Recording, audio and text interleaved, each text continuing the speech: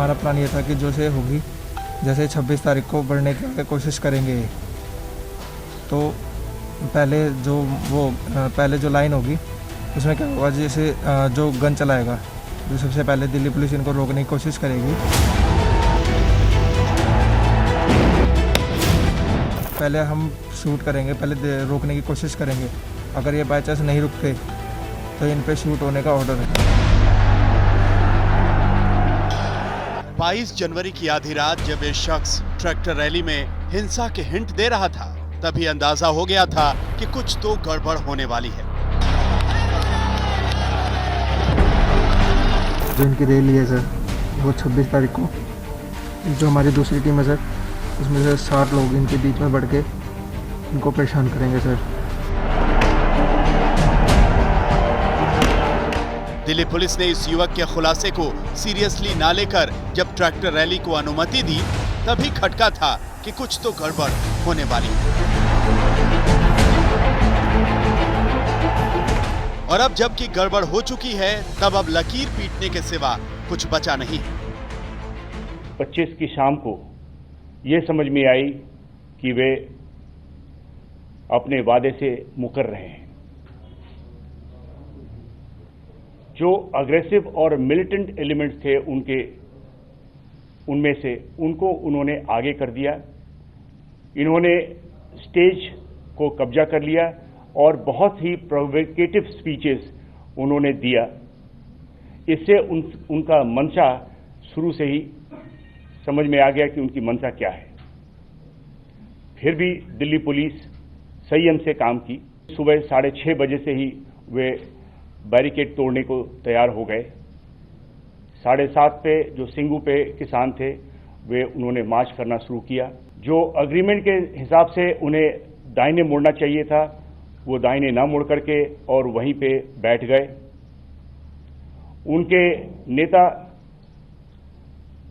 सतनाम सिंह पन्नू, उन्होंने काफी भड़काऊ भाषण दिया, जिसके बाद वहां जो उनके साथ फार्मर्स थे, उन्होंने बैरिकेड तोड़ने पे आमादा हो गए। अब ये मानना थोड़ा मुश्किल है कि पुलिस को अंदाजा नहीं था कि ट्रैक्टर मार्च का अंत ऐसे होगा।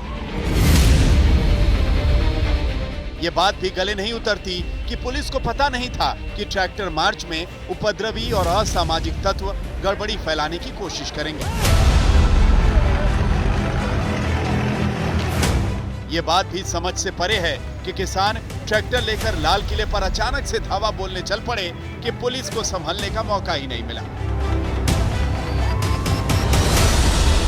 अमूमन जब ऐसे प्रदर्शन होते हैं तो पुलिस को इंटेलिजेंस इनपुट भी होते हैं कि कितने लोग लाठी डंडों के साथ शामिल हैं। इसके बावजूद तलवार, चाकू वगैरह भी चले,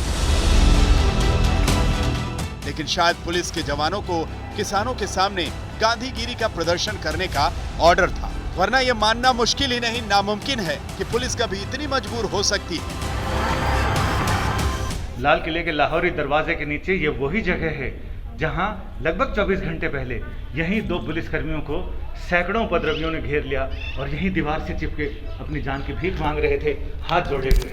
और इसके साथ ही अब हम उस खाई में हैं जिस खाई में पुलिस वालों ने उपद्रवियों के हमलों से बचने के लिए यहाँ कूद कूद कर अपनी जान बचाई। लगभग 25 फीट ऊंचा ये एरिया है, जिसमें ऊपर सड़क है जहाँ से लोग लाल किले के लाहौरी दरवाजे में दाखिल होते हैं।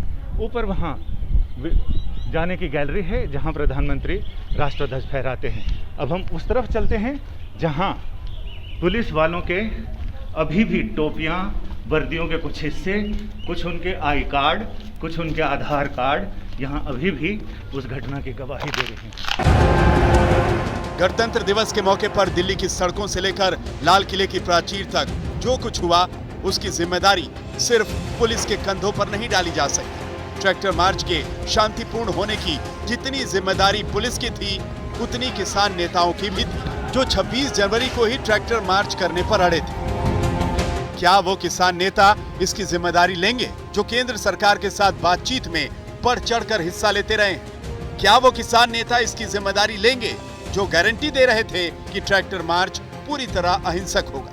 क्या ट्रैक्टर मार्च का आह्वान करने वाले वो किसान इसकी जिम्मेदारी लेंगे जो ट्रैक्टर पर सवार होकर आंदोलन का नेतृत्व करते नजर नहीं आए। हर कोई सरकार और पुलिस की तरफ उंगली उठा रहा है, लेकिन अपने गिरेबान में झांकने की हिम्मत कोई किसान नेता नहीं दिखा रहा। जो कुछ सूचना मेरे पास आ रही है वो बहुत दुखदायक है, बहुत विचलित करने वाली है और बहुत शर्मनाक है। हाँ, 99% जो साढ़े नाल वापस आ गए हैं, रिंग रोड पर होकर साढ़े नाल वापस आ गए हैं। जो 1% तत्व है वो गए, उसके गैर सामाजिक तत्व भी होंगे, वो उनका ये काम हो सकता है। जब किसान नेताओं की किसान आंदोलन या अराजक लोगों पर पकड़ नहीं रही तो वह आखिर किस चीज का नेतृत्व कर रहे थे? ये उनके नेतृत्व की हार है। 26 जनवरी को हिंसा करने वाले ये उपद्रवी अगर वाकई किसान हैं तो उन्होंने खुद अपने हाथों से किसान आंदोलन को कमजोर किया है। कल्चरल मॉन्यूमेंट है, पूरे देश का कल्चर मॉन्यूमेंट है। जिस तरीके से यहाँ पर बैरिकेडिंग्स तोड़ी गई हैं, साइड में रखी गई हैं, टूटी हुई गाड़ी एक तरफ, बुकिंग काउंटर की तहस नहस कर दी है, सब तहस नहस पड़ा हुआ है और पुलिस ने अभी ये एज एविडेंस रिकॉर्ड किया है, इसे टच नहीं किया है। इसलिए हम भी आपको एक्सक्लूसिवली दिखा पा रहे हैं। ये हालत है इस वक्त लाल किले की, जो एक सिक्योरिटी लेवल का बैरिकेड है एंट्री करने के लिए, ये तो सारा तहस नहस हो गया। बुरी तरीके से यहाँ पर हुड़दंग मचाया गया।